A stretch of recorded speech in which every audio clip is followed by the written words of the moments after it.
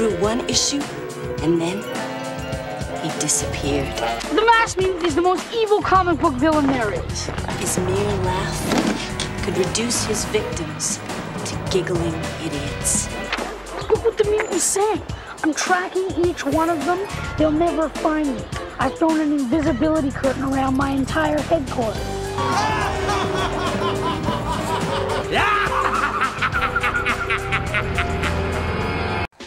Kick it.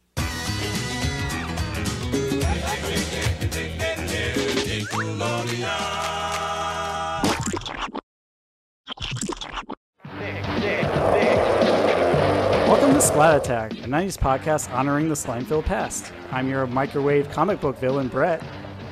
And I'm your super stretchy superhero, Alex. And this is Splat. No. Wrong episode, Alex. Now, wait. You said that we were going to be doing a versus battle with a comic book theme.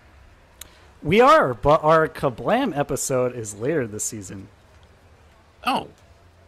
Well, then, Brett. Yes?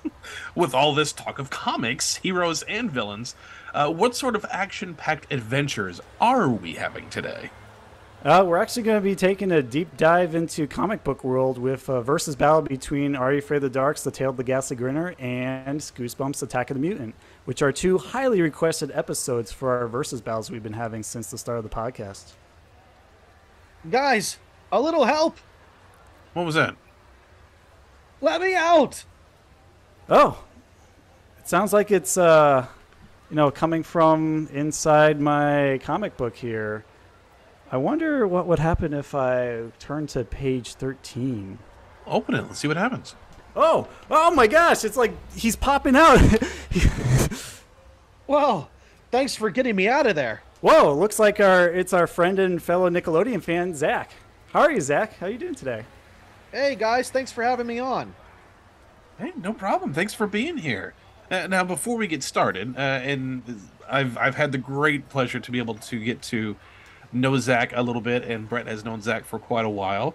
What are some memories that you have on watching both Are You Afraid of the Dark and Goosebumps?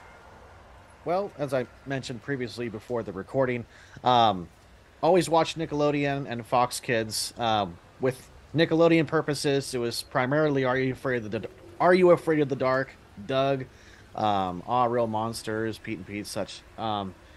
I didn't always catch Are You Afraid of the Dark as much as I would like. Didn't always have cable at the time, and then sometimes I didn't find it in time. Just, TV guides and everything was a different world back then. But with the Goosebumps was more accessible for me on Saturday mornings on Fox Kids. It was plain and simple. It was on basic cable, so Goosebumps was something I religiously never missed, like, ever. So, yeah, basically, that's really it that I can think of. Yeah. Yeah, I mean, when it came to Goosebumps and Are You Afraid of the Dark, I always tune in to see all the episodes as much as possible as well. After school, when I get home, I wait till 3:30, 4:30 when it was on Fox Kids, and always caught the intro, jumped over onto the couch, watched it. Definitely watched Masked Mutant growing up, and it was one of the ones that I found really entertaining among the entire series, which ran for 4 seasons on Fox. And then Are You Afraid of the Dark? Obviously, I was always around for Snick, just waiting for it at the very end as like the bow to tie up my evening on Saturday nights. And the one I'm going to be defending today is definitely scared me and stood out to me as a kid, like probably as much as Zebo, and I'm sure it's very similar for all the Slimesters out there listening, just because it's not usual to run into a very colorful, high contrast, Joker-esque type villain, but he definitely left his impression on me, and he even got me partly into collecting comic books growing up. I mean, I showed you one of them earlier. I even have like a couple other ones around. I just love the worlds that it presents through the illustrations, because it's unlike anything else. It's not quite a comic strip. It's not quite a book, but it has a story full of depth and imagination that I couldn't put them down. So it'll be exciting for me to talk about some of these episodes with you today, because it's a combination of the best of both worlds with, you know, horror anthology TV for kids and comic books. Yep. And you know, supervillains. Both of them are very colorful. But I will say this: neither one of them actually, to me, were never scary, but they were so entertaining. And I used to collect comic books when I was a kid too, and I used to draw a lot. I was a big drawer when I was a kid. Can't do it now, but and I've always liked superheroes and stuff. So it's like I kind of gravitated towards that, even though like Welcome to Camp Nightmare, The Haunted Mask, there's some scarier episodes.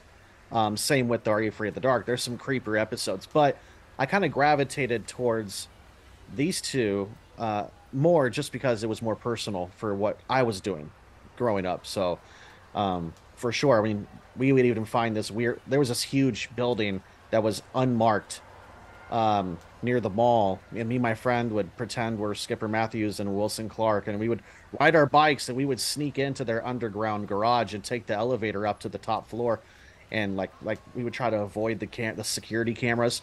And we went up to the top floor, and there was this huge green room with walled glass, and the carpets, walls, everything was green. I was like, oh my god, it's like the Mass Mutants headquarters if it was green and not blue. And I was like, but the second time we snuck into the building, we got caught by security, and that was the last time we went there. But the magic lasted at least for the first attempt. So yeah, that's a wild story. Imagine going into like a building you're not supposed to go into, and just love that adventure. I love yeah. that. I love that kid's adventure, and that's just I gravitate towards it. That's why I love It by Stephen King. That's why I like Stranger Things. I love kids horror adventure films. I love it. Yeah, I feel like there's a certain charm to it of just getting your friends and just making up an adventure on the fly, like in your free time during the day, going outside, seeing what ticks in the world rather than getting lost in a video game. But you know, to each their own. Fantasy is fantasy, and I'm glad that we're able to have those memories. Absolutely. I never got my treehouse though. That's the one thing. Neither did I. I never got the treehouse, and I never got the Boy Scouts. That was another thing I wanted. I wanted to be a Boy Scout, and I was never. Mom said she couldn't afford it, and I was like, But it's kind of a bummer because I love camping. I like being in the outdoors, so that's kind of something that I felt like I got robbed of, and the treehouse. So yeah. Well, maybe we'll have to plan a camping trip, Zach, and I'll have to regale you with my stories of Boy Scouts, because I did do that as a kid because of Are You Afraid of the Dark, and actually became an Eagle Scout, which is the highest rank. So wow, that's awesome. Yeah, there's a lot to share there of all the outdoor adventures I've been on. Well, we've already established that Brett is going to be defending Tale of the Ghastly Grinner, which means that Mr. Zek is going to be defending Attack of the Mutant. That's right. The Masked Mutant. Zach, you should wear that. Wow. Bravo. You're going nowhere. You're not real anymore. Do you remember when you crossed through the entrance of my secret headquarters? That was a projector where it turned your body into tiny dots of ink. You're bringing the heat. Yeah, I mean, I know a lot to Are You Afraid of the Dark, but not that good because I have memory issues. Dang, that was good. It actually made me really wish if I had the spare change to buy a Ghastly Grinner mask from our buddy Zach Fieldson, because he's done a ton of Are You Afraid of the Dark mask mods, and he does exceptional work if you haven't seen him. I haven't. I got this made by Douglas Gaudino. He made this for me. Nice. You said he has an Instagram? Yeah, he has an Instagram, and then he's also on my Facebook friends. If you want to search him up and see if he's doing any commissions, you could ask. Send me a link, and because Zach also, we had talked about a minute ago, also does wonderful work. So we're going to put a link to both of their Instagrams on the description below. So all of you who are checking it out, and if you checking this episode out, you love Are You Afraid of the Dark, you love Goosebumps, go check both these people out because they're incredibly talented. We want to give them some respect. But before we get into our category, we've got to officially open things up. So get your masks on, get your comic books out, because it is time for a versus battle. Kapow!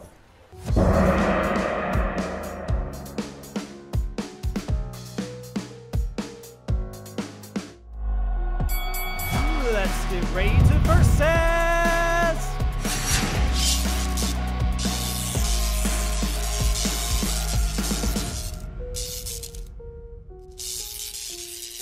Fight! All right, so for the categories, obviously our two aficionados are going to be going head to head, so I will be judging for this episode. And the categories that we are looking at, as usual, is story, main characters, and of course we've got to look at the villains, especially for these two. Also, we're going to look at the use of comic book theme and the ever popular lasting appeal.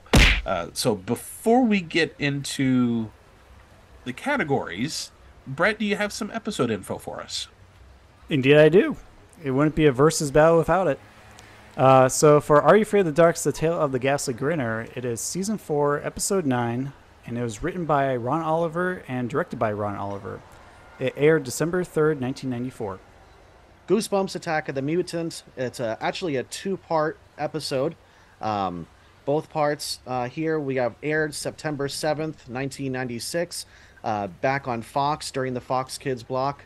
Writer was Bill Brown and Dan Angel, and directed by William Fruet.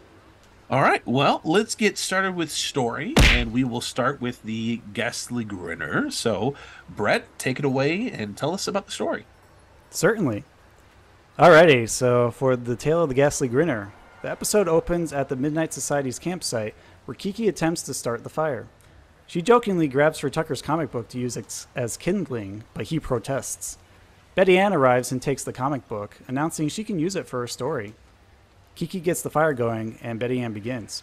The Tale of the Ghastly Grinner. Ethan Wood is a kid who dreams of becoming a comic book artist.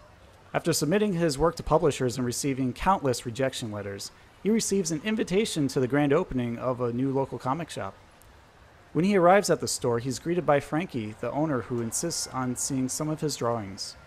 She tells Ethan his work reminds her of that of Sylvester Uncas, the great comic book artist who designed the Ghastly Grinner. Frankie describes the Grinner as comic book villain so hideous, his laugh can reduce his victims to grinning idiots. She reveals that Uncas disappeared after finishing the Ghastly Grinner's premiere issue. Ethan is intrigued by this lore, and Frankie gives him the last known copy of the first issue for free. Ethan decides to read the comic letter that day in Mr. Wrightson's science class during a lecture on microwaves. Wrightson catches him, takes the Grinner comic, and drops it in the classroom fish tank. Ethan protests, "That was one of a kind!" To which Mr. Wrightson answers, "Now it's none of a kind!" Hooper Piccolero, who's Ethan's classmate, sits across with him in Mr. Wrightson's science class, as she likes to remind everybody, pays attention to this exchange with interest. That afternoon, Ethan arrives at home to a lecture from his parents about the dangers of becoming addicted to comics. Ironically, as they settle in to binge watch TV. Ethan decides to dry off his comic book by using the kitchen microwave, but is called away to answer the phone. Hooper Piccolero, who, if you remember, sits across from him in Mr. Wrightson's science class, is on the other end of the line. She says she sympathizes with Ethan and that their teacher was wrong to take the comic away. The exchange is interrupted by an explosion from Ethan's kitchen. He hurries to the smoke-filled room and pulls the comic from the microwave. It now has a large smoldering hole in it, as does the kitchen door, shaped like a curious character. Ethan's mom approaches, laughing maniacally as blue slime oozes from her mouth. Ethan runs from the room only to find his dad in front of the TV in a similar state. Deciding to flee the house and hide in the bushes, Ethan finds Hooper Piccolero, who, in case you've forgotten, sits across from him in Mr. Wrightson's science class. Hooper and Ethan hop on the bus to the comic shop and read the Grinner issue along the way, realizing the comic is detailing their real-life adventure in real time, and their parents have been taken over by the Grinner, as well as the bus driver. Dun dun dun! Ethan pulls the emergency brake, causing the vehicle to come to a screeching halt, allowing the kids to run to the rest of their way to their destination. Once at the comic shop, Frankie reveals that the fabled Sylvester Uncas is actually her father. She says he wasn't just drawing comics, he believed he was drawing guidebooks to other worlds. Unfortunately, the Grinner got him before he could finish the final issue depicting the villain's death. Frankie believes Ethan can bring her father back, and defeat the Grinner by finishing the comic. Before the kids can devise a plan, they notice the drip, drip, dripping of the blue ooze on the drawings and look up to find the Ghastly Grinner himself towering over them. The maniacal being captures Frankie while Ethan and Hooper flee the scene. The duo then run to school intending to use Mr. Wrightson's microwave experiment to defeat the Grinner. Before they can put their plan into action, Wrightson returns.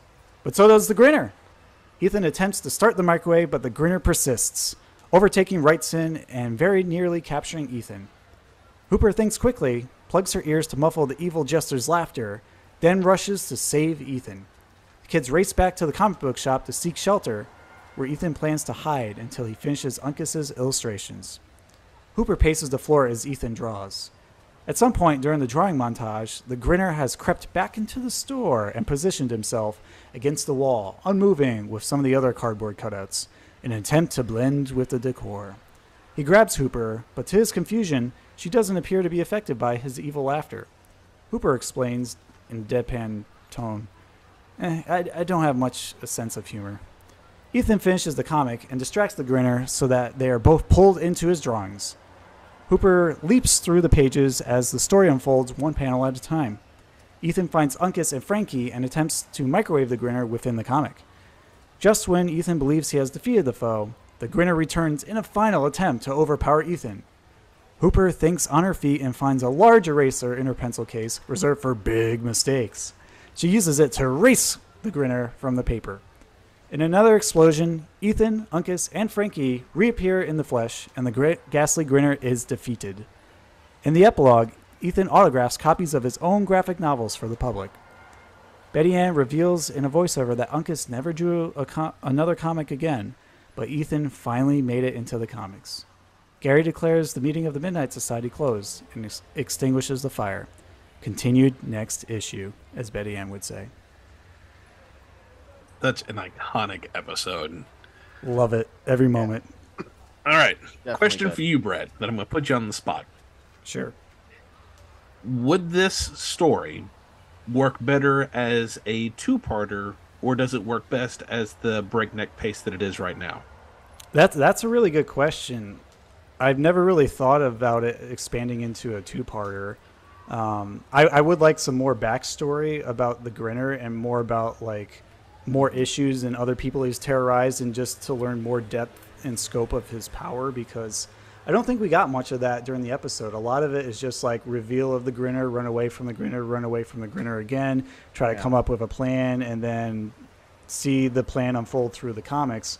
But I think with another part and also a bigger budget, we can actually see what it's like to go into comic book world and have like a more epic battle be fleshed out, complete with like onomatopoeia sound effects just bursting everywhere, and like different powers that we can see the Grinner use. Like, I know he has more. He doesn't just show up and laugh. He's got to be able to do something. Even have like maybe a gun in his arsenal. Just we need more time for that to breathe.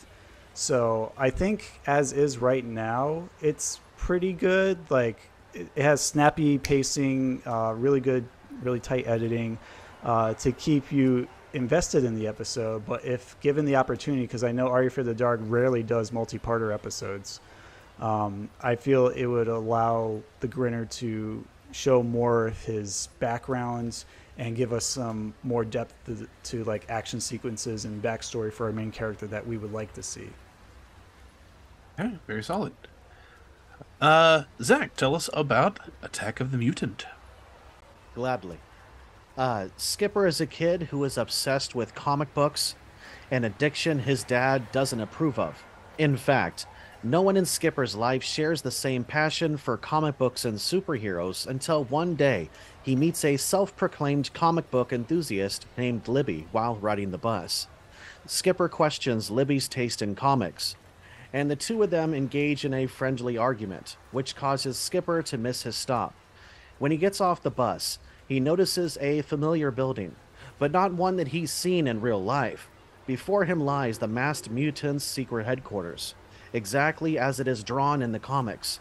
Skipper tries to tell his friend Wilson about his discovery at school, But Wilson dismisses the idea that the headquarters is real, deciding that whoever draws the comics must have seen the building downtown and based the drawings off of it. When Skipper returns to the spot, the building had vanished. Later that same day, Skipper receives a Masked Mutants issue in the mail, in which it is revealed that the villain is able to hide his headquarters behind an invisibility curtain. Skipper returns to the site of the building again, and is surprised to find Libby there. He tells her about the invisibility curtain theory, and she dismisses him, saying, "Now I know why they call you Skipper. When they handed out brains, you got skipped." But Skipper sticks to his convictions, explaining that the invisibility curtain works like walking through a smokescreen, and they'll be able to see the building once they step through. They walk towards where the building should be, and it appears. Just like Skipper said, Libby had reservations about going inside, but Skipper insists that they must investigate. Once in the building, Skipper feels the zap of an electrical beam, which causes him momentary discomfort, but he is able to brush it off and continue on. Skipper and Libby happen to cross an elevator and hit the button for the top floor, but it takes them to the basement instead. Skipper comments he doesn't feel well, kinda tingy. He loses track of Libby as they explore, and he finds a room containing a drawing boards and renderings of the League of Good Guys from the comics. When he turns through the pages, however, Skipper finds several illustrations of himself. He hears someone behind him, turns, and comes face to face with the Masked Mutant. The end of Part 1. Part 2 begins where we left off. The Masked Mutant that Skipper sees is revealed to be Libby trying to scare him with a life-size cardboard cutout. Skipper tries to show Libby the drawings he found, but they had disappeared. The kids decide to leave the building, and as they turn away, the cardboard cutout's eyes glow an eerie yellow. That night at dinner, Skipper's dad continues his pointed conversation about how comics cause kids to live in a fantasy world. We see his dad from Skipper's POV, with a comic book filler overlay. Skipper blinks away the hallucination for the time being, but his vision distorts again later that night when his dad hands him the new Masked Mutants comic that came in the mail. Skipper opens the comic and notices a panel which the Galloping Gazelle announces, "Only the boy could save the world from the Masked Mutants' evil, but where is he?" Skipper thinks that the fantasy world his dad spoke of is quickly becoming reality. He hops back onto the bus, on his way again to the Masked Mutants headquarters. He steps through the invisibility curtain and wanders into the building. A sinister laugh echoes through the halls as Skipper clutches his comic book and takes the elevator into the heart of the headquarters, where he finds Batman, no, Adam West, no, the Galloping Gazelle has been captured. "What took you so long?" the Gazelle asks. "Don't you know you have to help me save the world?" Skipper unties the Gazelle, who radios the League of Good Guys, and the two of them head to the control room. According to the Gazelle, the mutants' control room isn't nearly as impressive as the one in the League of Good Guys has. Theirs has a soft drink machine.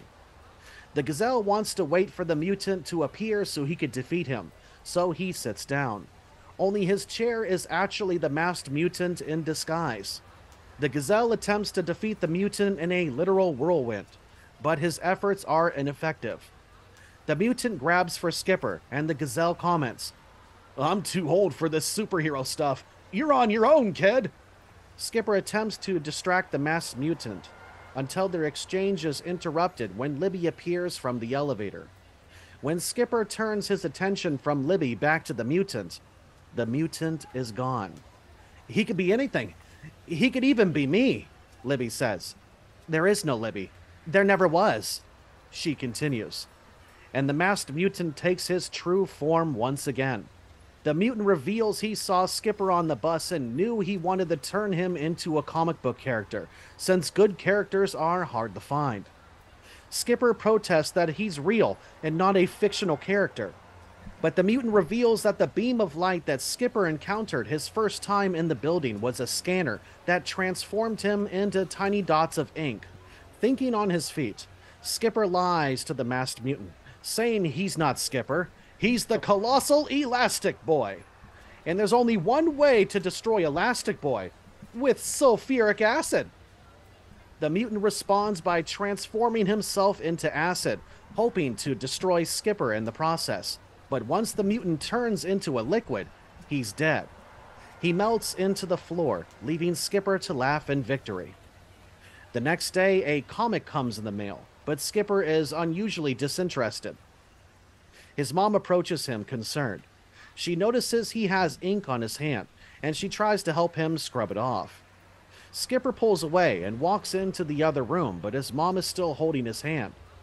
When she lets go, Skipper's newly elastic arm snakes back across the house. And we see he had indeed transformed into Elastic Boy, the hero he claimed to be the night before, and the one in the comic that came in the mail that day. End of episode. That is a killer Adam West impersonation. I mean, that is dead on. Oh yeah, I could do more, but yeah, go ahead. That's right, keep it coming. Well, question for you, put you a bit on the spot as well. Kind of in the same vein as what I had for Brett, but if you had to condense this episode into one part, how would you cut it? I wouldn't cut it. I think, like Brett was saying about his, I think Brett's episode deserved 2 parts. I think there was a lot of history and a lot of background about the Ghastly Grinner that we know nothing about. All we know is that he's evil and the artist was taken from him, blah, blah, blah. But that's it. There's no details. There's no background, no history. You know what I mean? I would not condense Attack of the Mutant at all. I wish it could be longer. I actually believe a sequel is entitled to it because in that Goosebumps app game, I forgot what it's called, the game that everybody was playing for Goosebumps. The Masked Mutant lives. He comes back in that game it's a phone app. It's a game for Goosebumps. I forgot what it's called. But the Masked Mutant actually survives, technically, according to the game that came out on cell phones. So I'm such a big fan of Attack of the Mutant. I actually wrote a sequel myself and narrated it, and it's not super long, but I titled it Return of the Mutant. So I don't know how that happens, but I believed it needed a sequel because it was too good. The book was too good to just have it end just like that, in my opinion. But there's no way you could shorten that. If anything, you need to expand it more. There's so much more going on from the League of Good Guys. We know literally nothing about that superhero crew. We know Galloping Gazelle, and then there's a whole nother tree. There's a whole other door of direction that we could take with the Elastic Boy. And then, the Masked Mutant himself, there's so much more you could learn about him. So, yeah, there's no way you could shorten that. All right, well, let's move on to main characters and / heroes. Brett, tell us about the main character from Are You Afraid of the Dark? Sure. Well, of course, we got the titular Ethan and Hooper dynamic duo going on here from Mr. Wrightson's class. Ethan is he's kind of a recluse, kind of an outsider. He spends all day in his room drawing, applying to comic book companies, hoping that his work is good enough to be accepted. And he's dealing with some self-esteem issues. But when he meets Frankie at the comic book shop, he's encouraged to keep drawing and keep doing stuff, especially from Hooper as well, giving him enough kind of spirit to finish the panels at the end of the episode where he has that climactic battle with the Grinner inside the comic book pages, so to speak. He's very down-to-earth character. He doesn't have too much range of emotion. His face is fairly deadpan most of the time, but I do like all the situations that he gets into and how he interacts with them, especially with the scenes at home where he's talking to his parents, which remind me a lot of the parents from Matilda in some way, just kind of not really taking good care of themselves and giving their brains to TV. And then you have Hooper, who's this very intelligent sidekick who's cunning, witty. She's fast on her feet. She's got this lovely 1950s aesthetic that I feel is somehow out of place, but yet not at the same time. And she does good to balance Ethan with his scatterbrained mind and keeping him focused and on track. And they work pretty well together to eventually defeat the Grinner, even if they do have to do a lot of like back and forth and traveling all around the town just to come up with different ways to find his weakness. So, even if they don't have the right answer right up at the front, they're very persistent. And even to the end, when Ethan becomes successful due to his encounter with the Grinner and makes his own comic book titled Ethan, Hooper's right there by his side, and even wearing all black to kind of show her respect to Ethan now that he's a successful comic book creator. Hooper totally saved Ethan. Yeah. If she didn't erase that at the end, he was screwed. And tell us about the main characters for Goosebumps. All right. Well, we have Bradley Skipper Matthews, the main character, a 12-year-old boy, super comic book enthusiast, diehard, Franklin Middle School. He has a friend named Wilson Clark that in the episode collects rocks, but in the book he collects rubber stamps, who's very skeptical, doesn't believe him. His parents don't believe him. It was make-believe, a hobby. He was a collector. Silver Swan issue number 1, blah, blah, blah. But when he sees the headquarters, that's when reality starts to be questionable at that point. The Galloping Gazelle is also the second main character because he's the initial superhero. A comic book that Skipper also collects and reads, also involved with the Mass Mutant series as well as Good versus Evil, and then he actually meets him later on down in the second episode, or part 2 of Attack of the Mutant. So superhero, League of Good Guys, and he's kind of over the hill, as the Mass Mutant says. He's kind of the leader of the League of Good Guys, and unfortunately they didn't have good cell phone reception, or else, again, if they did, they could have made a part 3 and had the other guys show up to help out, but yeah, those are the two main people for this book itself. But yeah, there's so much more that could go into this, but those are the two main characters as far as heroes. And the Galloping Gazelle retired and became principal of Wellsville. Yeah. Principal Schwinger. Question and for then he became mayor of Quahog, actually. I was just about to say that. You took it out of my mouth. He's lived quite the life in suburbia. And he was Batman in his youth, so no big deal. No big deal. He's done it all, man. Yeah. He's got the resume. Yeah. A question for both of you, and if this is a bit too personal, you don't have to answer, but a trope that we see a lot, especially for main characters whenever the comic books are involved, especially in the 90s, was parents would completely dog the kids for reading comic books. Have you ever experienced something similar where you had family, friends, teachers who would dog you for doing something you were passionate about? Yes. Comic books, even comic strip books. I'm a very visual person, and even though I can read just word books just fine, I'm always fascinated by pictures in books, whether it's comic books, comic strip books, graphic novels, you name it.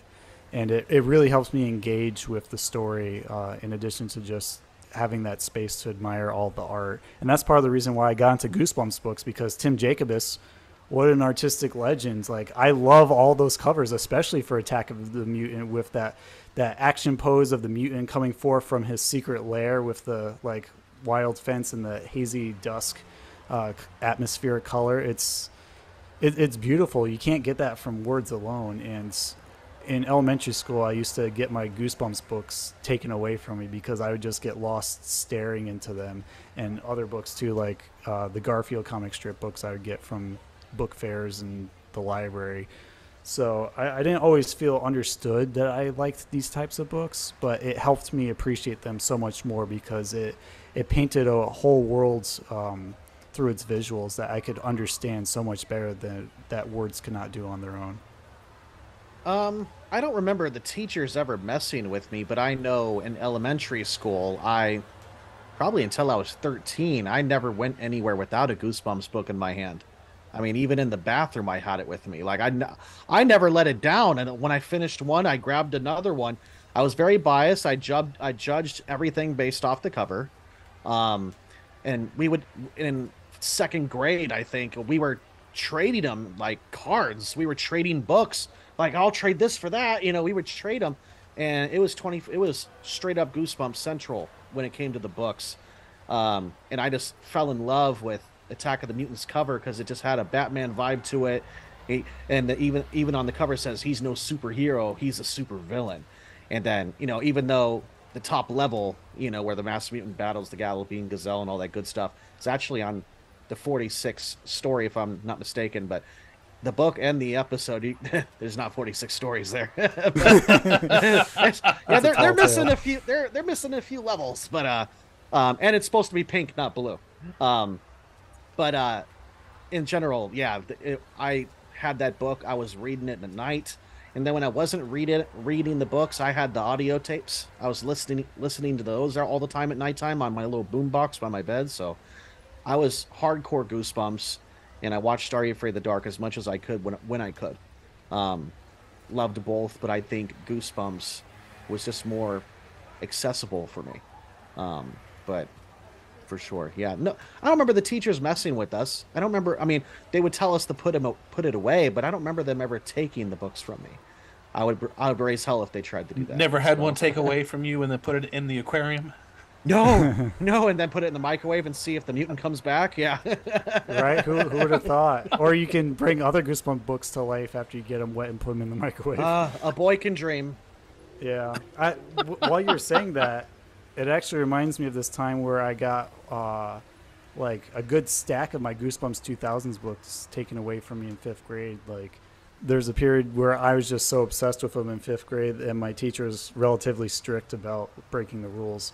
So she took my entire stack away, and she said the whole stack. She was like, "No, you can't have these until you be responsible in class." And then I told my mom about it, and we had to go after school, and she had to convince her that I kind of need these books for visual stimulation so that I can pay attention. And we ended up getting them back, but it wasn't until like a couple of days.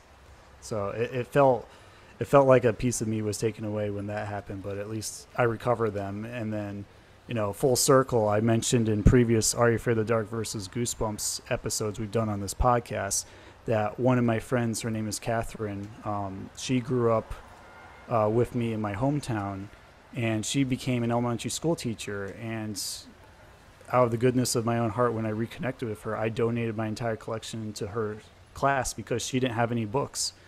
And she was just starting out as a teacher. And I said, well, this made me happy during elementary school, and you know about that because you used to ride the bus with me. Here, inspire other young minds to get into Goosebumps too. At least I can do something good for you there. You just helped kickstart the future generation of Goosebumpers. Yeah. So if anyone was in Miss Post's elementary school class, come find me. I'd like to hear how my books influenced you. I'm really, really excited because I went and took Sam to his, 4th grade. That hurts me class, and there was two big shelves full of books, and bottom old drawer, nothing but Goosebumps. I was like, "Look, Sam, there's Goosebumps right there," and he was all excited. We've got to discuss villains. This might be the big heavyweight for this particular versus battle. So, Brett, tell us about the Ghastly Grinner. Coming in swinging, yellow and blue for both sides. Oh, man, where do I even start with technically, with same colors. Yeah, just inverted, more or less. Yeah. Yeah, I mean, this guy is just about as iconic as the Joker from Batman, the animated series, I'd say. I mean, he's got a iconic laugh. He will reduce all of his victims to putty while drooling melted blue jello, assumedly. He's got a very high contrast look. He's based off of like a court jester, which really works for him. He's got this cape.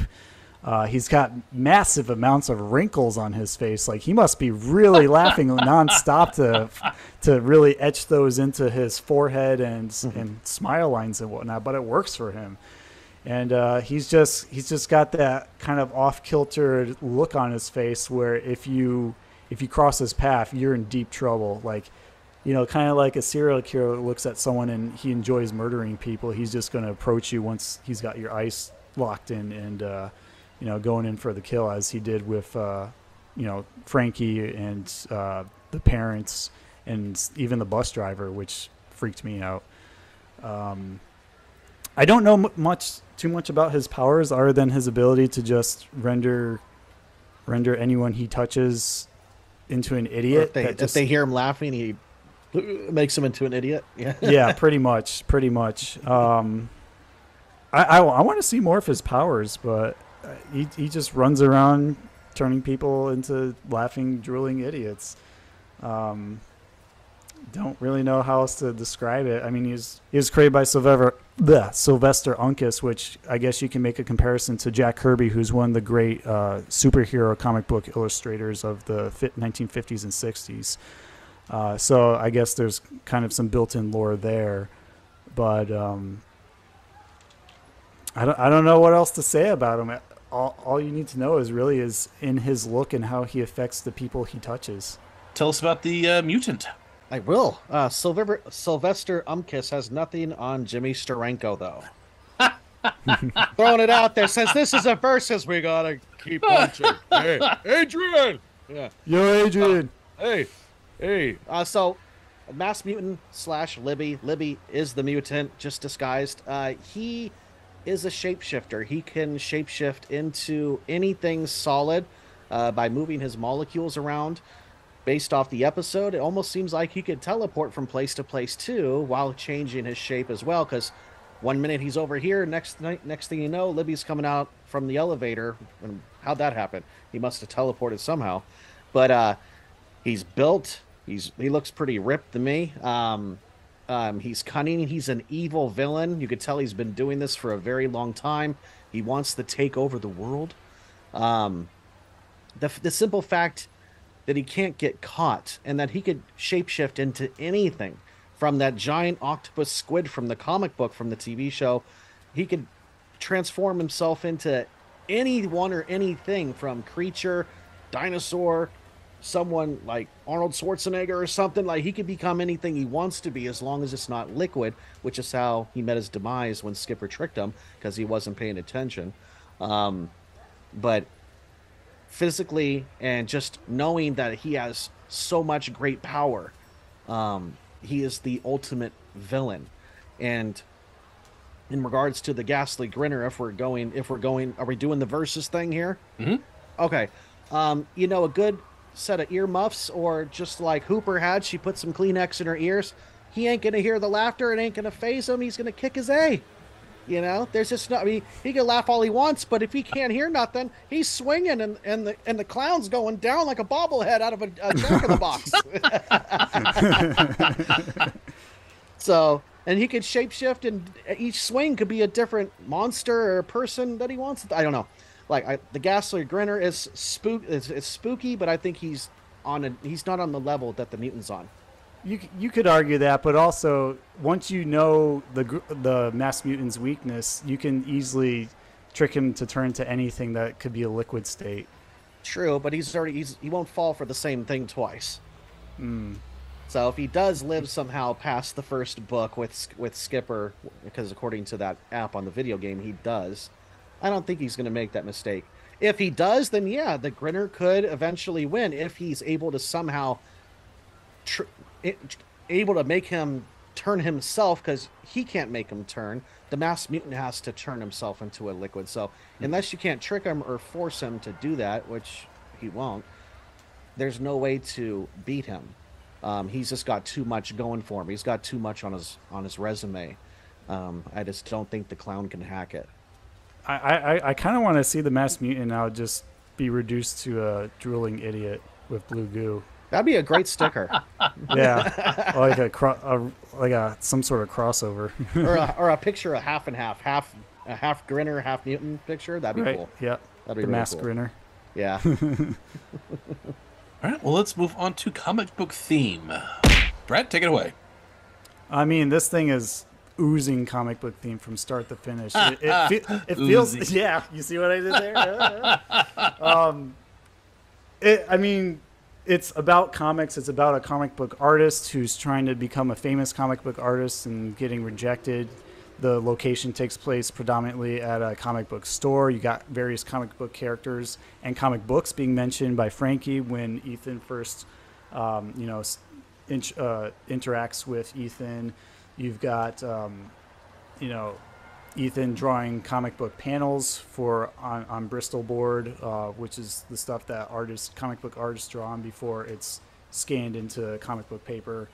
You got, the Ghastly Grinner, he's comic book themed because he's a villain from a comic book, and he's got his own comic book, which we see. And I really appreciate how there's a lot of replicas of it floating around the internet, but it also annoys me that none of the replicas actually have pages that were seen from the show. Mostly it's just like the front cover and the back cover, but nothing's inside. So anyone listening to this podcast who's really diehard Are You Afraid of the Dark fan and also has attention for detail, I challenge you to put some of those pages in that we see in the episode into a Ghastly Grinner comic replica.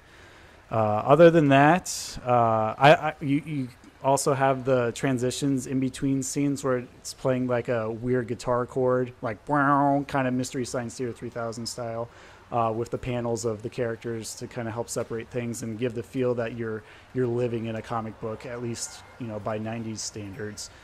And you got just a lot of erratic, crazy, wild action going on, like the bus swerving around like crazy. You got all the panels of various scenes being illustrated as they're looking at the comic book to mirror what's happening in real life footage. So I would say it's as comic book as it can get for an Are You Afraid of the Dark episode. Tell us about Goosebumps. Well, according to the TV show, it's Ernie Atwater, but in the book, it's Jimmy Steranko. But I guess two in the same. Why they changed the name for the episode from the book, I'm not really sure. But just like the Ghastly Grinner, both of these are based off supervillain comic book characters. Both of them are very colorful. They share a lot of the same colors, completely different story and background and powers overall. With the Masked Mutant, same kind of thing. Like prior to the microwave. With this situation with the Masked Mutants comic books, it was already real. It's almost like a different reality. Like somehow the Masked Mutant was in disguise as Libby Zax looking for that next foe. Because he says, it's so hard to find good foes for my comics. So hard. But, so he found Skipper when he realized, hey, this guy knows everything about me, So... And then he was scoping him out in school, behind the bushes, So it's, he's been around. He's just been in disguise. Hence, he could change his molecules into anything and anyone. So he's been around in our world, and no one even knows that these comic book heroes and villains exist because they're like undercover somehow. And like the comics come to life when Skipper finds drawings of himself and even sees the future of himself going back into there to save the Galloping Gazelle. It's like stuff that's written he's going to do before he even knows he's going to do it, So it's very comic booky, big time. Both of them, they're both good. They definitely both have a lot of similarities. They're both very colorful. They're both very dark. And the mutant is just one bad dude. It's very Chuck Shirley. I'm sitting in a laundromat reading about myself, sitting in a laundromat reading about myself. My head hurts. There's gonna be something this guy's not telling us. Sam tossed his gigantic darks into the machine. He was starting to have doubts about Chuck, about whether he was telling the whole truth. Stop it. Stop it, Sam said. Guess what you do next? Sam turned his back on Dean, his face brooding and pensive. I mean, I don't know how he's doing it, but this guy is doing it. I can't see your face, but those are definitely your brooding and pensive shoulders. You just thought I was a dick.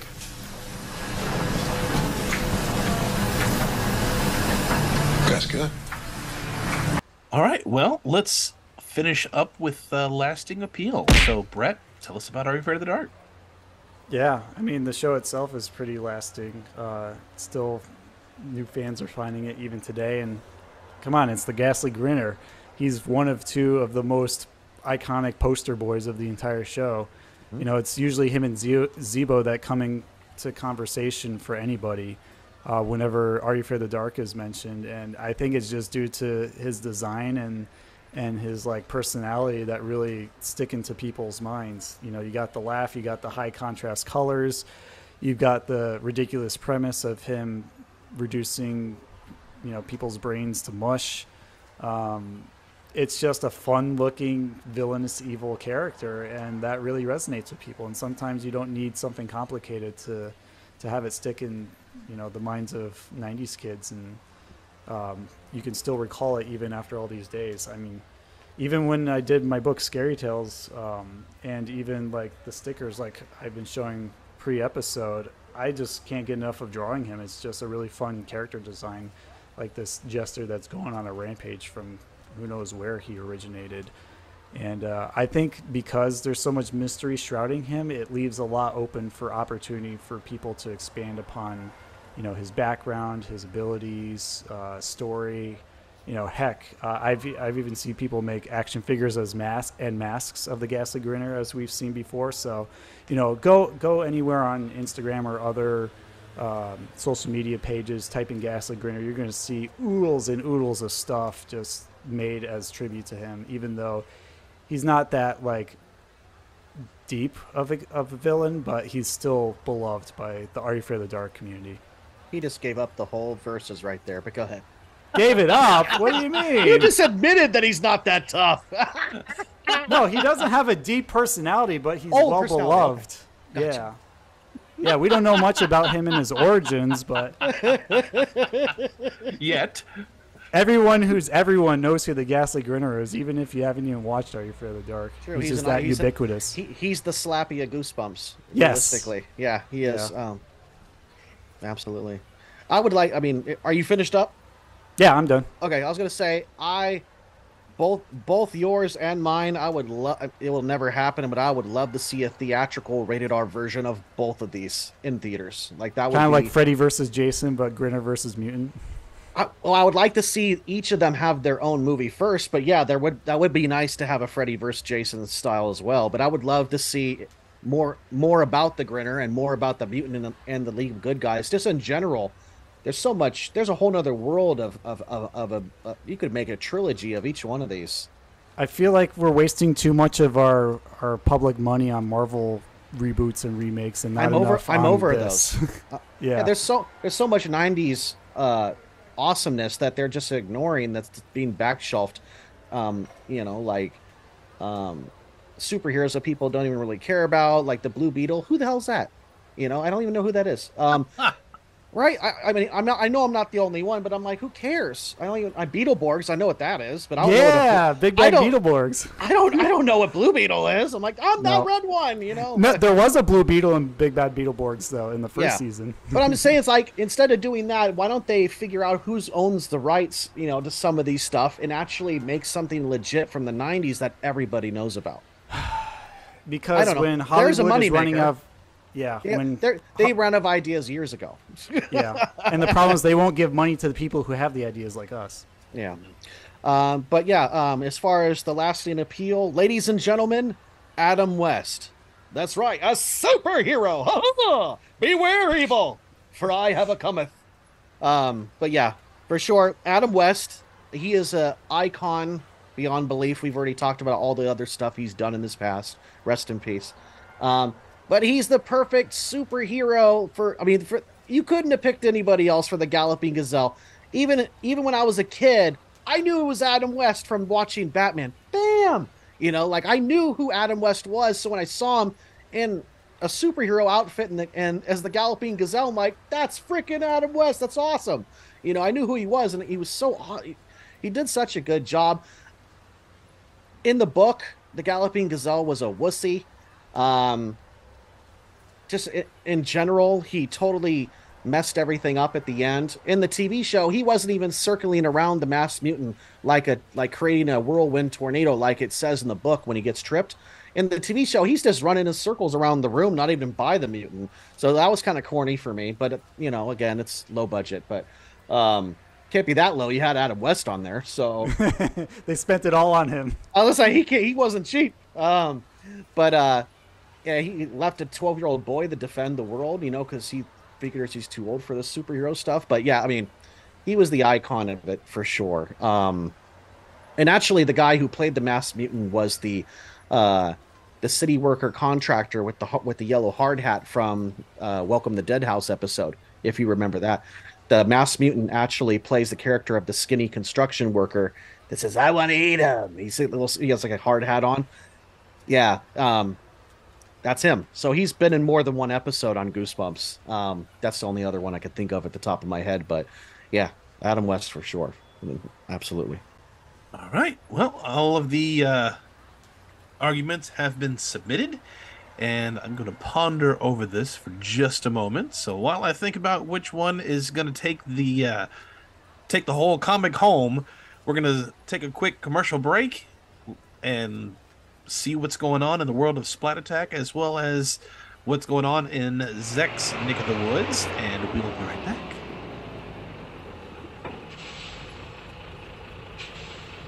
I'll be right back after these messages.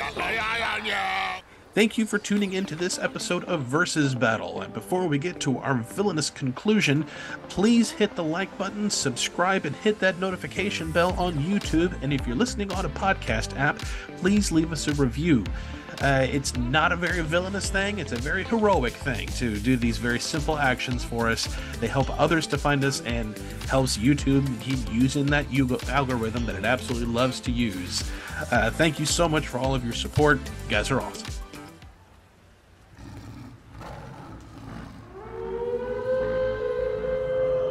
Welcome to Campfire Tales, where there is no better place for a scary story than around the campfire in the dark forest.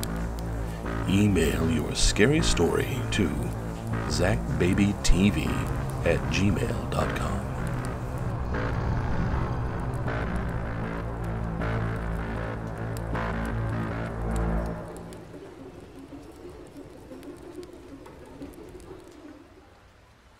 Tune in next time, Slimesters, when we head back to PS 118 for a review of not one, not two, but 3 of our favorite Hey Arnold episodes with a very special guest. This is an extremely heartfelt assortment of episodes for me, and I'm sure if you guess which ones I'm referencing, as they will be heartfelt for you. Hint, it involves Arnold's backstory and a curious leather-bound journal. You can find all the retrorific action here, only on Splat Attack. Are you frustrated that Nick Box is no longer a thing and still looking for that sweet, sweet merch to represent your childhood? Well, since we're talking Ghastly Grinner, we've got you covered. Over on our Bonfire page, we do have a shirt for both Ghastly Grinner and for Zebo, along with a plethora of other 90s Nickelodeon shirts, including Snick and Roundhouse and Clarissa Explains It All, among others. And, of course, some Splat Attack merch if you would like to just sponsor us. You can find all this on our Bonfire at bonfire.com/store/SplatAttackStore. The Gackoids have spoken! With the Gackoids choice over on our Patreon, our Gackoids have chosen the episode Clarissa Explains It All Road Trip for an episode review. Both Brett and I are joined by writer of Clarissa, Alan Goodman. You will only find this episode on Patreon. Go to patreon.com/SplatAttack to get access to this episode as well as a backlog of all of our previous episodes. Speaking of Patreon, Splat Attack has turned 2 years old, and as a thank you to all of you for all your support, we are giving 3 episodes to you for free. You get the top 5 favorite birthday episodes, you get the Little Bear, Snowball, and Winter Solstice episode reviews with the voice of Little Bear herself, and also Are You Afraid of the Dark? Tale of the Super Specs review, also with the one and only Sardo. You will find these for free in the description below, and if you enjoy what you see, please continue and please consider subscribing to our Patreon. You're watching Nickelodeon. Now back to Are You Afraid of the Dark? All right. We are back. We got a lot. So I'm going to breeze through these as quick as I can. So starting with story, if you really pay attention, both of these stories have a lot of similarities. Parents who don't agree with the comic books, teachers who don't agree with the comic books, although there's less teacher on Goosebumps. But the nerdy friend who offers some assistance, terrifying bus driver, or a terrifying experience on the bus, and then I was gonna say the masked mutant is the bus driver. Yes. You know. Okay. Yes. Go ahead. Just like it. Yeah. Okay. Good. And then coming face to face with the villains of the episodes. I was gonna say monsters, but that's not right. With the villains, and then the face-off. Now, one obviously had more time than the other, but the basic plot points are there, where they're still very, very similar. I think the only thing that one gets fleshed out more than the other is how the creature, how the villain comes into play. You get more of that on Are You Afraid of the Dark than you do on Goosebumps. But in terms of story, outside of the basic bullet points that both of them hit, Are You Afraid of the Dark is very breakneck pace, which it has to because it has less time to tell the story. And we've talked about that before, because it can really help or really hurt either one of these stories. For example, the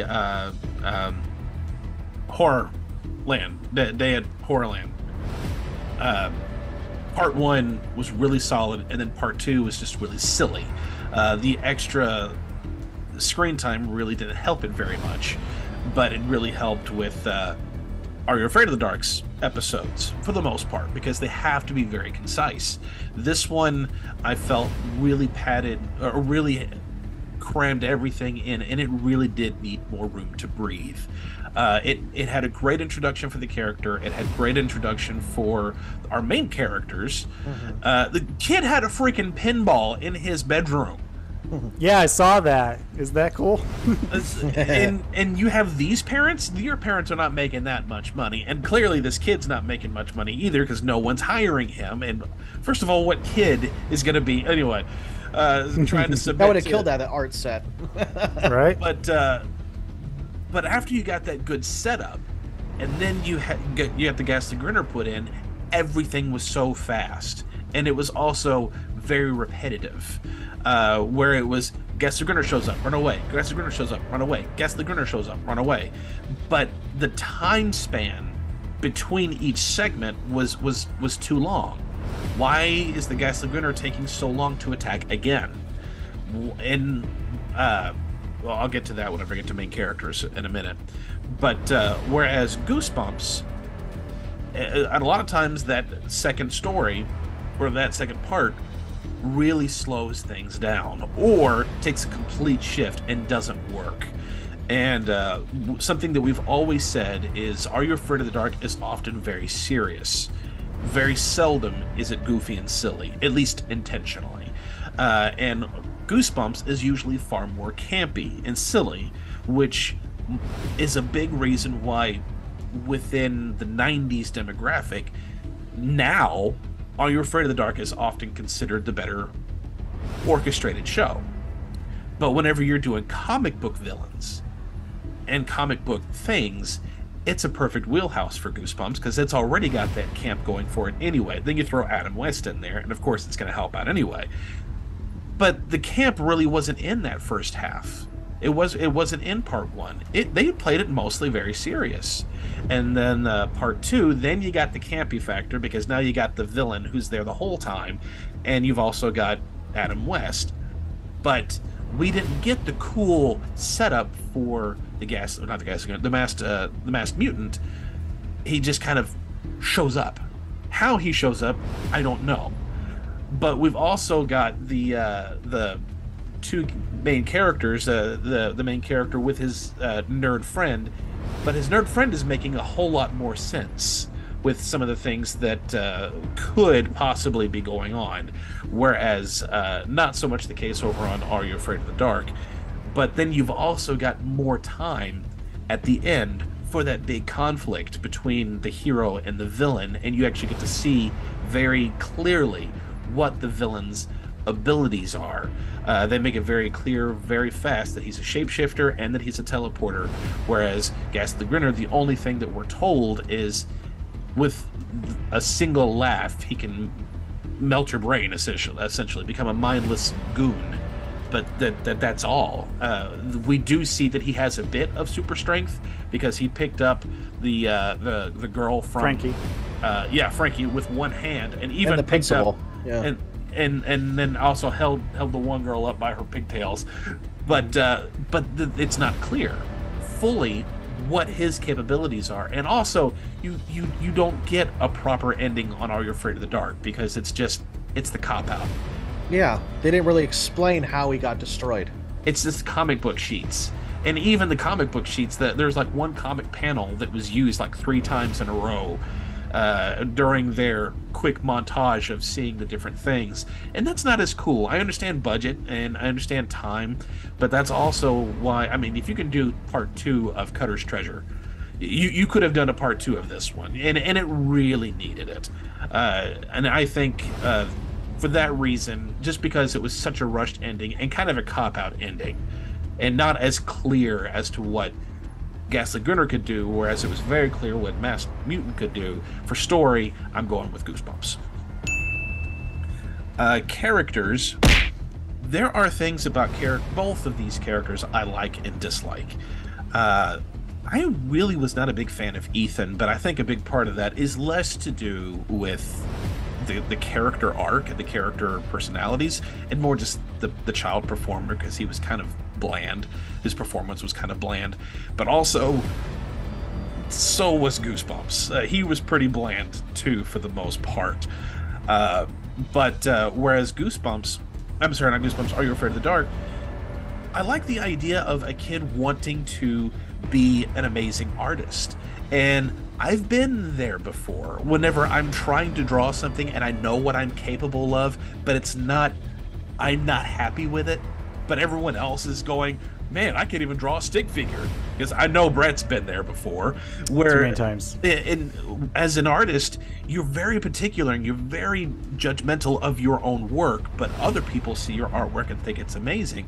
It really takes another artist to really point out things that other artists are doing, and really be able to draw from that. So I like that, because that was something that I struggled with when I was a kid, because I used to get jealous of other kids who could draw better than I could, and I wasn't bad, I was very good, but I wasn't as good as them, and I wanted to learn from them, but I was too self-centered to ask them for help. Instead, it was just I got jealous. But I got that. But also over on Goosebumps, there's no artistry there. It's just a kid who collects comic books, and I was there too. Thankfully, I didn't have those parents. My parents were very encouraging. We'd go to flea markets, and I'd see some for a couple bucks, and my parents would buy them for me, and I'd read them, as long as I wasn't getting lost in it constantly. And that was my whole world was here in the comic books, which is what I like that the parents had a hard time with on Goosebumps. Over on Are You Afraid of the Dark, the teacher just thought it was tripe and threw it away. Whereas over at Goosebumps, the parents really didn't care that much. But what they really cared about was he's spending more time with comics than other things. That was their concern. Not that comics were bad, just there are other things too. There is life. You need to enjoy life also. It was a bit silly whenever he got excited. The dad got excited about the fact that he's reading algebra. Are you kidding me? You're not even gonna open. Can't believe the he book. bought that. Yeah. Parenting 101. Open the book. Call him out. I mean, even the top of the comic is sticking out of the top of the algebra. Come on. But still, that aside, both characters are kind of bland in terms of personality. But another thing that I really didn't like that Are You Afraid of the Dark was doing, and I love you, Ron, but I consider this more Ron Oliver's problem. they just had a really intense scene. Ghastly Grinner shows up, and they do that cool transition wipe, and then all that pathos is now gone, and Ethan is just being back to board. So what's your plan again? That urgency is completely gone.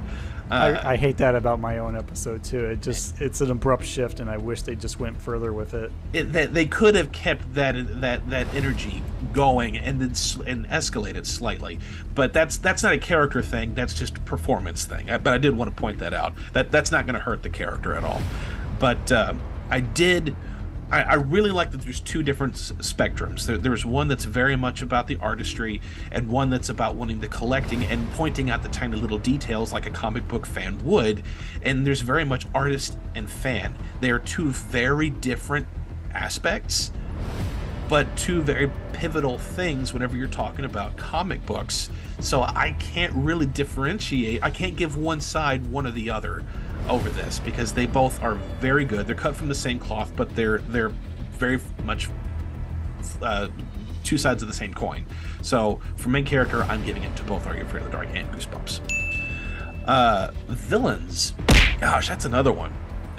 This, to everyone, if you've ever heard our judges say judging is hard, they're not wrong. I mean, even whenever we are doing these episodes and trying to combat the other one, it is hard, because these are two very iconic characters for both of their respective shows.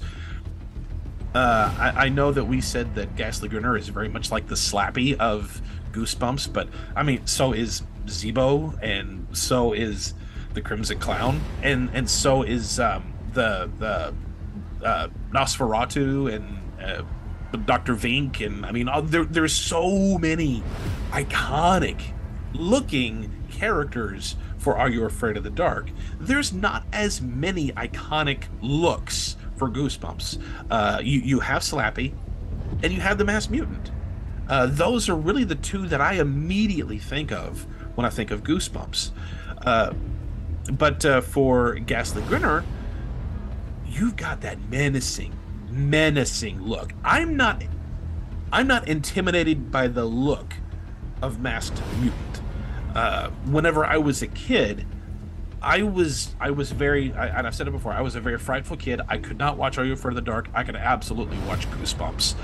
But if I saw the Ghastly Grinner when I was a kid, the look and that laugh would have made me change the channel so quickly. But definitely did it for me. But Goosebumps, I was intimidated, not by the look, but by the pure maniacal performance of the Masked Mutant. He didn't look scary, but he acted terrifying. Even though it's big and campy and over the top, you're playing a big, campy, over the top supervillain. It fits really well for him. And whereas one has an iconic look, I couldn't tell you a single line of dialogue that he said outside of laughing, whereas the Mutant, I could tell you some of the things that he said, especially whenever he was dying. But both, again, are two very iconic pieces of each of their respective shows, and they both have their weaknesses, because Ghastly Grinner, why did it take him so long to attack again? And then over here for Masked Mutant, I'm sorry, you've been a supervillain for how long, and you are going to fall for not one but two really stupid tricks. Hey, look, the Silver character, huh? And then Silver Skeeter. Yeah.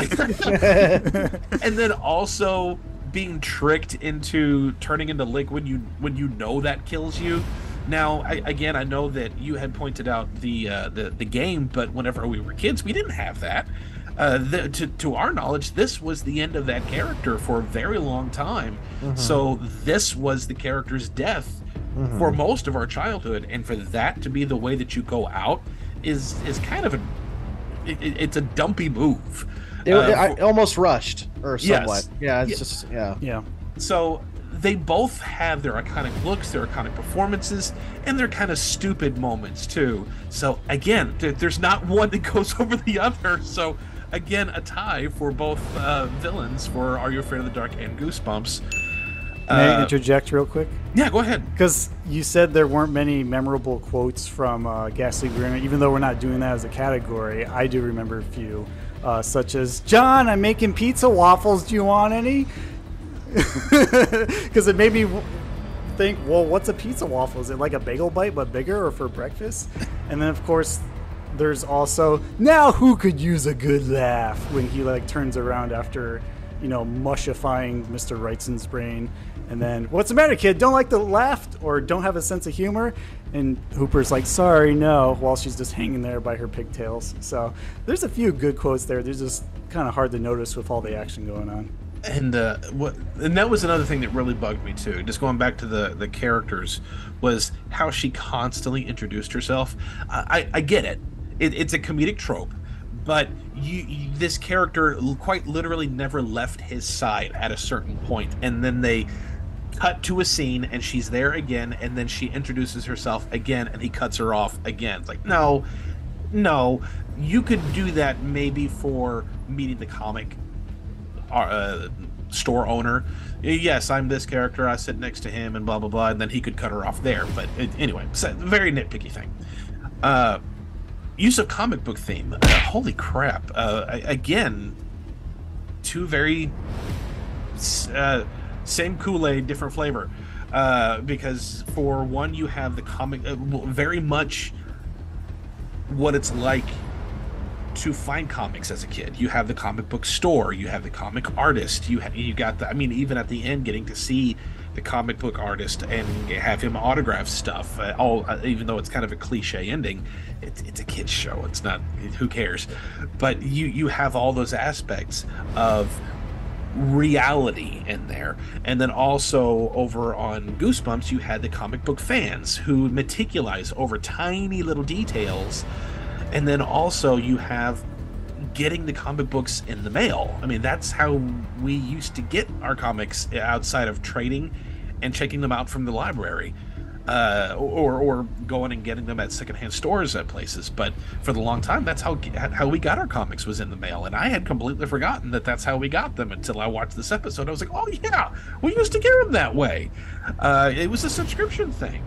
But also, I like how you had two different styles of art also, because you had, it almost felt very Frank Miller style in a way, like 80s Batman style for Ghastly Grinner. But the Masked Mutant felt almost Archie-like, very pixelated, because that's how they used to do it, was tiny little dots, and then you'd pull the picture away and those colors would bleed together. So I like that there was two different styles that they would show. But also over on Are You Afraid of the Dark, you've got the two villains, which we talked about. But the villain for Are You Afraid of the Dark was really, it almost felt like Invasion of the Body Snatchers, because it would take over people, and you'd get a comic scenario where almost like when the villain comes into reality. But Goosebumps felt like the reality character going into the fantasy, because then you got this big fantastical set also, and also you got this added feature of the kid beginning to see things from a comic's perspective, because he's slowly turning into a comic. So there's again two sides, same coin. I can't trump one over the other for this one either. So again, I am going a tie for both. And that leaves us down to lasting appeal. And how are you going to do this one? Because lasting appeal, they're both fantastic episodes. All three are fantastic episodes. Sam, if I'm just looking at today's audience, I haven't pushed either of these shows on Sam. He just watches them. And Ghastly Grinner, he was scared of Zebo. He wasn't scared of Ghastly Grinner. And then he watched The Masked Mutant. He wasn't scared of Masked Mutant either. But I have noticed that he has watched more Masked Mutant than Ghastly Grinner. He actually forgot who the Ghastly Grinner was. I had to point it out to him again, but he remembers that Masked Mutant episode. And then I look at the 90s fans, and you talk Are You Afraid of the Dark, and one of the first ones they say is Ghastly Grinner. They'll say Zebo, and they'll say the Ghastly Grinner. It's almost always those two within the same breath. And then not to mention all the fan things that have been done, as Brett had pointed out. So there is very much a deep love for it that has withstood the test of time, but so has the Masked Mutant. Because again, it's, even though it's campy and cheesy, 80s Batman is or 60s Batman is, it's very much a time capsule, but people still love it today, and people keep coming back to it today too. So just to add a little, just want to add in 10 cents. The Masked Mutant they also came out with its own video game for the computer. So just throwing that in there as an extra. I wish the Ghastly Grinner had his own video game, but we didn't get that far yet because he only had 2 issues of a comic book released. Well, I mean, Zebo had his own video game. Yeah. But he's friends with the Ghastly Grinner. Doesn't that count? So, again, I gotta go with a tie for lasting appeal, which is a final score of 4 for Are You Afraid of the Dark and 5 for Goosebumps. And the winner is Attack of the Mutant. Well played, sir.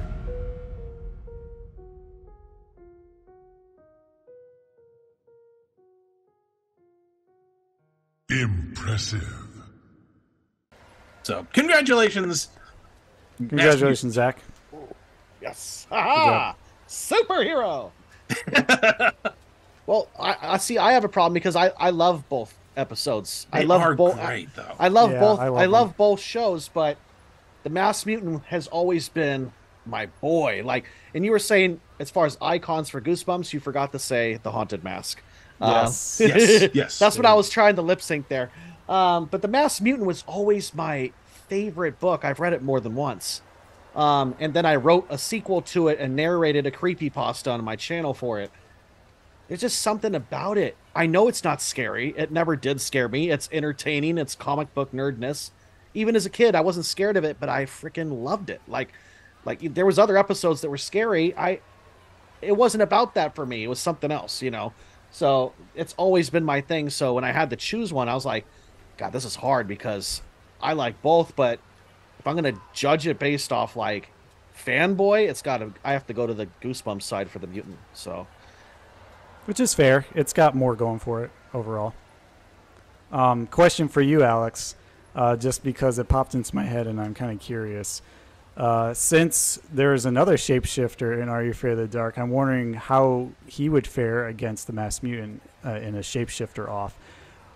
Basically, the Cellar Door Demon character from the Tale of the Dark music versus the Masked Mutant. How do you think that throwdown would go? In terms of episode or characters? Characters. I would want to give the leg up to Masked Mutant because he is not limited to one room, because he is able to get out and shapeshift in public, whereas the Cellar Door Demon, people have to be lured to him. Yeah, that's another one where I wish I knew more about the mechanics of him and how he got stuck in there. If they were able to lure the Masked Mutant to the Cellar Door Demon and the two of them were in the same area, that would be a good fight. Yeah. I would almost be more inclined to go for the Cellar Door Demon because I almost think he would trap him down there somehow. Cage match. Yes. Yeah. Uh-huh. He'd be stuck down there. I think he'd be trapped if he was able to get him in there. Yeah. Mm-hmm. Just figure I'd throw that out for all the Goosebumps and Are You Afraid of the Dark fans to ponder. No, I like that. Cool. Well, that was a really exciting battle, and I'm glad we finally got to do it because people have been requesting. I requested this years ago. Yeah, I remembered. I said, when you guys do it, please have me on because this is my guy. I got to be on it. I also did the art in 2020 where I was doing like Are You Afraid of the Dark versus Goosebumps art series, which this is inspired by, so it comes full circle. Because that was the first one I did for that with Ghastly Grinner versus Masked Mutant, and I remember you posting and sharing that. Yep, and I think that's what gave me the idea. Please do a show about that. Yeah, it was from that artwork you did. Yeah. Funny how that works. Comes right back. Well, I think we're going to do a rename game segment and then see what else we'll have up our sleeve before we head out. But we're going to be wrapping things down soon.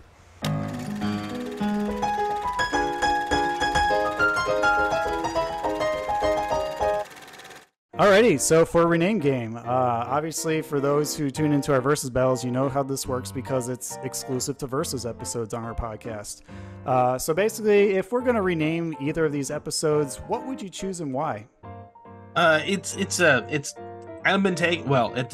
has been taken, but I was very much falling into the same problem that Zach was, where I couldn't think of better titles to call these two because they are perfect titles for both respective shows.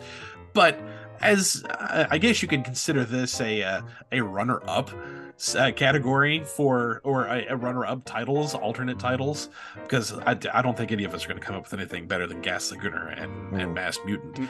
But because the Ghastly Grinner was all about jokes and making people laugh, and we had actually referenced earlier very much a Joker vibe, I came up with the Tale of the Killing Joke.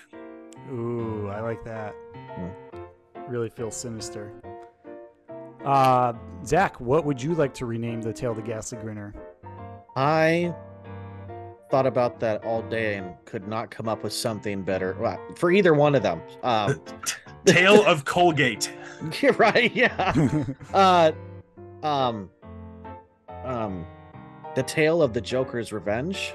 I mean, that's all I could think of. Yeah, straight up, yeah. I like the direct approach.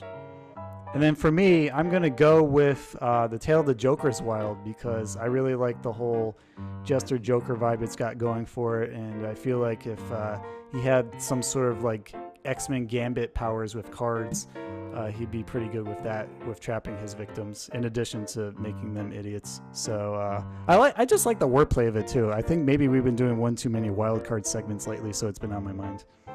And for Attack of the Mutants, Alex, what would you like to rename this one? Pretty basic and simple. Comic Conundrum. Ooh, like the alliteration. You know, I couldn't come up with anything better than Attack of the Mutant. It's straightforward. I'm drawing a blank there. I actually never did come up with an answer for that one. Mutant's Puddly Mess. Well, I came up with the sequel that I did, Return of the Mutant, where I wanted him to be alive again. But I came up with a really catchy title if there ever was a sequel. But as far as to rename the original, I can't think of anything. Okay, then we will just put none. That's fine. Sorry. It's okay. It's all good. This one was tough. Yeah.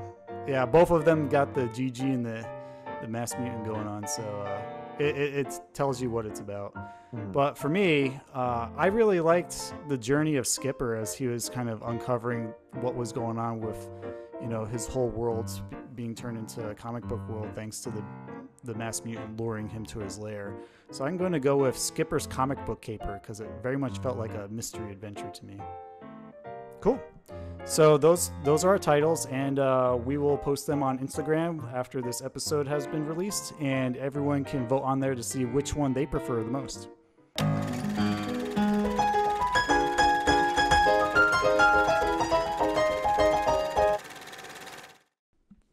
All right. Well, before we go to our closing question, Brett, I think Mona came by with a few letters for us, didn't she? Yeah, I know. I miss her. We haven't seen her in a while, but I think we got a couple of letters to read today. So I'm happy she delivered them. So let's see what they have to say. Let's do it. These are for you. Okay, so our first letter comes from Al Daniel, who has been a loyal fan of us. I know he wrote into us before around the Hair and Old Pigeon Man field trip episode, Al. So it's good to hear from you again, Al. Here's what he has to say, and he also messaged BOC as well, who's practically like our sister brother podcast at this point. He says, "Hello, gut buckets, blowholes, slimesters, and gackoids. Amid the Barbie buzz in anticipation of several more Mattel-issued toy-based film adaptations, I thought it'd be fun to fantasize about a full-length Action League Now feature, either by envisioning one for the future or imagining if Nickelodeon movies had pursued it back in the day. As of the leading voices of 90s Nickelodeon nostalgia. Would any of you and or recurring guests care to comment for a write-up I might do on this topic? Namely, what the plot would be, who you cast and why, who you want to guest star as themselves, whether you even like the idea at all, etc. Let me know if you have any thoughts. Best, Al. I already gave my 2 cents, so you can share yours if you'd like. Oh goodness! Let me pull up the email again, so that way I can, because I don't want to skim over.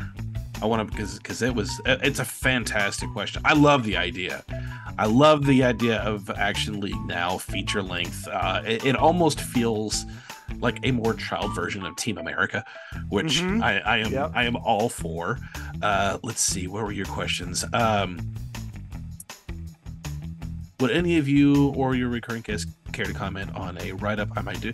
If you have a write-up for it, or yes, I want to hear it, because I love Action League Now. The plot, gosh, it's got to be. I feel like it would have to be something that would start small, but then continuously escalate to a ridiculous degree. Just because that feels like but it would be like at the fault of the Action League Now.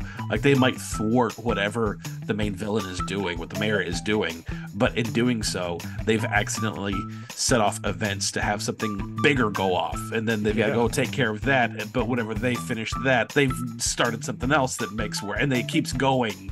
And then it'd be funny if, like, Meltman was the one who ultimately saved the day. He actually uses his powers to good use. Like, he melts a puddle that someone slips into and gets caught by the police when he crashes into the back of a police car or something. Guest stars? I would almost want to keep it as few guest stars as possible. It would be fun to have Kiss come back again since they were on an episode. So it would be fun if they would show up at the tail end and were help. They action figures? Yes, they were. They were Kiss action figures, and of course it wasn't. I don't think it was really Kiss. It might have been, because they would do it. I need to look into it again. One at a time. You guys... On an off day in Berlin, the band visited a recording studio to record their voices for a new Nickelodeon animated short, Action League Now, starring the Kiss action figures. I don't remember this being part of the show, but I like it.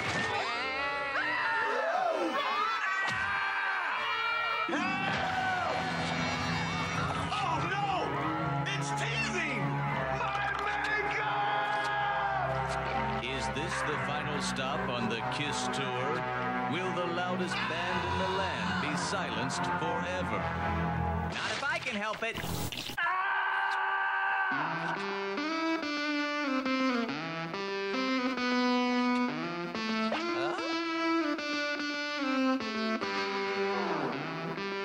Look! It's working! Ah, kids, you gotta love them.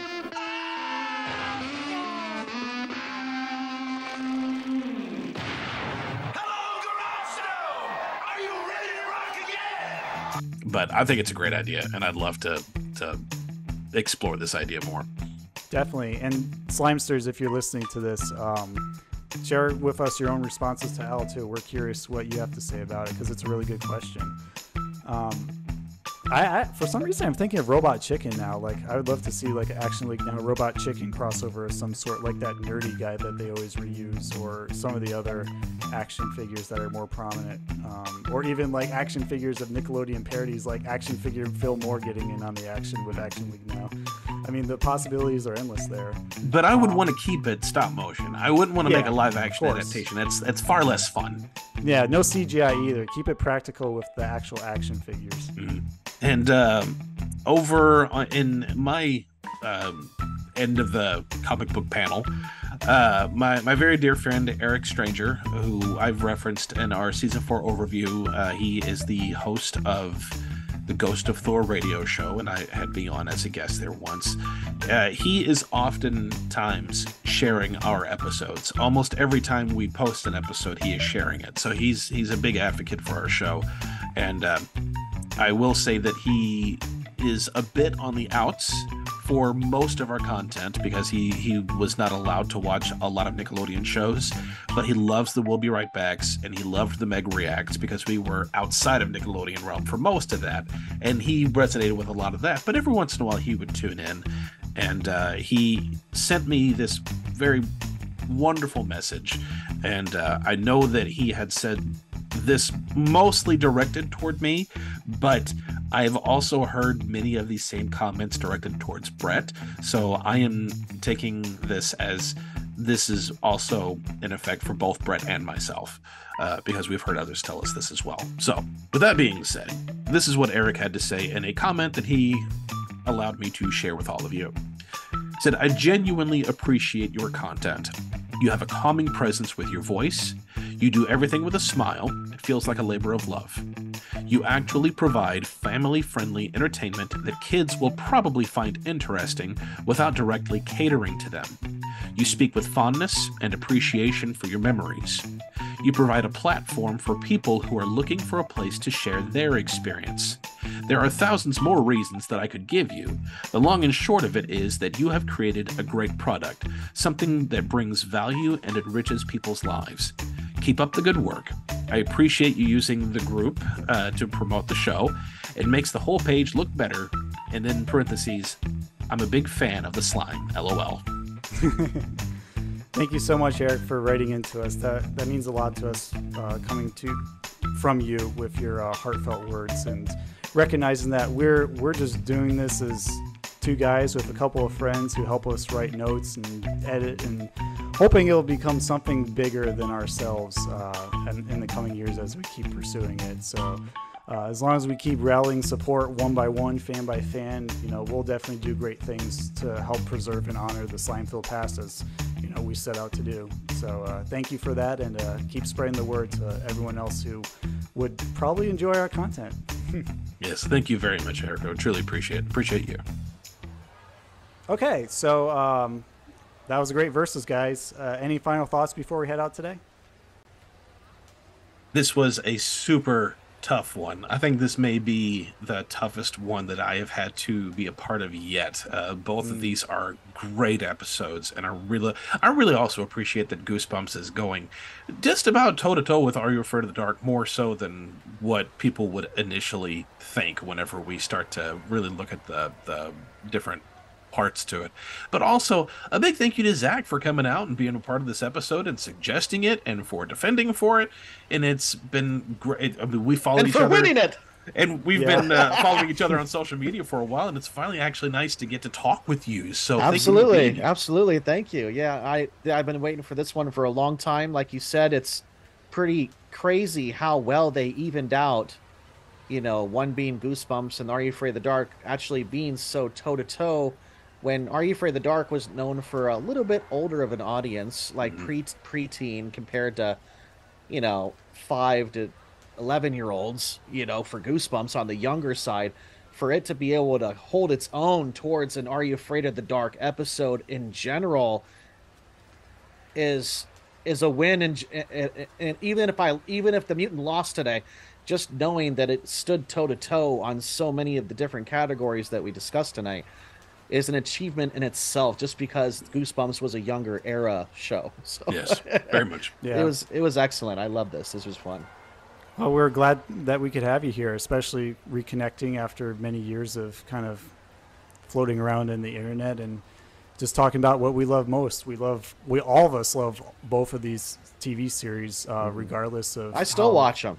Yeah, me too. I mean, no shame in that. You love what you love, and it's just great that we can come together and celebrate that through episodes like this. So again, thank you, Zach, for being here, and hopefully we'll have you on again for something Are You Afraid of the Dark or Goosebumps related.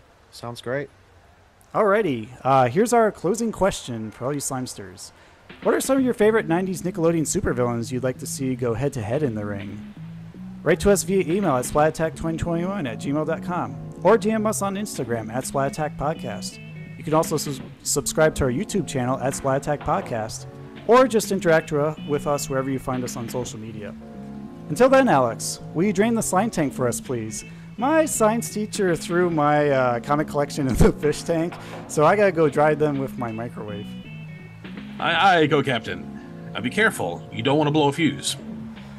Never fear. I know what I'm doing. Oh, wait.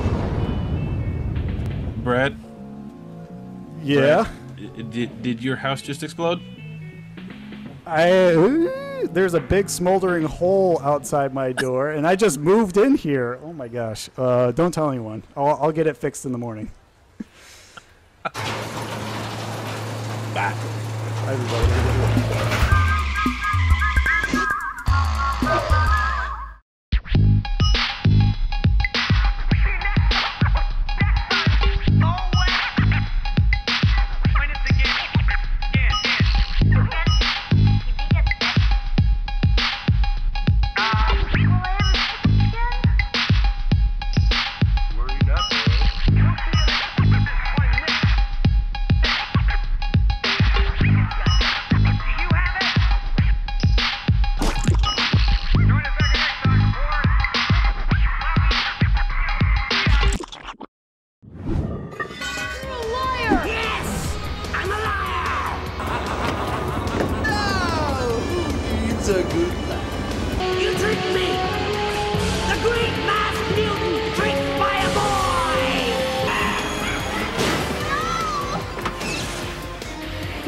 Destroyed him! The most evil supervillain to walk the planet is dead! You might say he finally made it into the comics. Skipper, there's mail for you again. Yeah, if it's a comic book, you can just store it out long. That was really, Ghastly. I declare this meeting of the Midnight Society closed.